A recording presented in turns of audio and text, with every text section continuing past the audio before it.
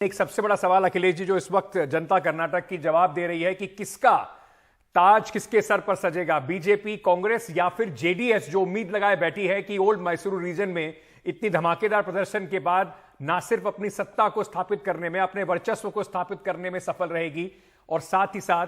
King maker की भूमिका में भी आने की कोशिश जेडीएस जरूर कर रही है। निश्चित तौर पर। और कांग्रेस एक बार फिर से जो कर्नाटक का रिवाज रहा है उस पर निर्भर कर रही है, जिसमें कि ये देखा गया है पिछले 3 दशकों में अंकित की जो पार्टी सत्ता में होती है वो सत्ता में वापसी नहीं कर पाती। कांग्रेस की उम्मीद इसी पर टिकी है। दूसरी कांग्रेस की जो कोशिश थी, रणनीति आप उसको कह सकते हैं, वो थी वोकल फॉर लोकल, यानी जो स्थानीय मुद्दे हैं सिर्फ उन्हीं को उठाया जाए, उन्हीं को उभारा जाए, ताकि बीजेपी जब राष्ट्रीय मुद्दे उठते हैं तो जिस तरह से पीएम नरेंद्र मोदी का चेहरा लेकर मैदान में उतरती है तो उसके आगे स्थानीय मुद्दे गौण हो जाते हैं। और इसीलिए कई अन्य राज्यों में कांग्रेस को इसका खमियाजा भुगतना पड़ा था। लेकिन कांग्रेस ने पूरी कोशिश की, हालांकि वो कोशिश कुछ हद तक कामयाब इसलिए भी नहीं हो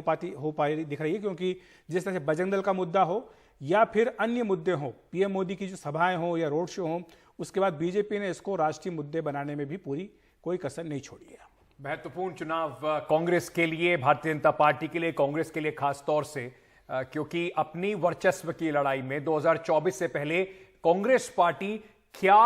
कर पाएगी नहीं कर पाएगी उसका बहुत बड़ा दारोमदार जो है वो कर्नाटक चुनाव के रिजल्ट्स पर होगा। बीजेपी चाहेगी कि पूरे सदर्न इंडिया में, साउथ इंडिया में जो उनके पास इकलौता स्टेट है जहां पर पूरी उनकी सरकार है, उसको हाथ से ना निकलने दिया जाए। तो काफी अहम ये पूरा मुकाबला हो जाता है। 2 घंटे रह गए हैं, क्योंकि 4 बज गया तो 2 घंटे वोटिंग के लिए और रह गए हैं और 3 बजे तक 52.5% वोटिंग कर्नाटक में हुई है। ये देखना बड़ा दिलचस्प होगा कि पिछली बार से ज्यादा वोटिंग रहती है नहीं रहती। और बेंगलुरु में जहां पर खासतौर से पिछली बार देखा गया था कि जो स्टेट की एवरेज है उससे 20% तक कम वोटिंग हुई थी, इस बार वहां पर क्या माहौल बनता है? तो जो 52% का आंकड़ा है अंकित, काफी उत्साहवर्धक आप इसको कह सकते हैं, दोपहर 3 बजे तक का। और जो पिछली बार करीब 73% मतदान हुआ था, अब सवाल यही है कि अगले 2 घंटे में क्या ये आंकड़ा पार हो सकता है, क्या ये रिकॉर्ड ब्रेक हो सकता है। और जो इस बेंगलुरु की आप बात कर रहे थे, सुबह से हम यही सवाल दर्शकों से भी भी कह रहे थे, अपने संवाददाताओं से भी उठा रहे थे कि क्या जो एक अर्बन एपैथी की बात होती है कि जो शहरी मतदाता होते हैं वो अमूमन अपने घरों से बाहर नहीं निकलते हैं, क्या बेंगलुरु इस बार उस ट्रेंड को, उस रवैये को दरकिनार करते हुए बड़ी संख्या में वोट डालेगा?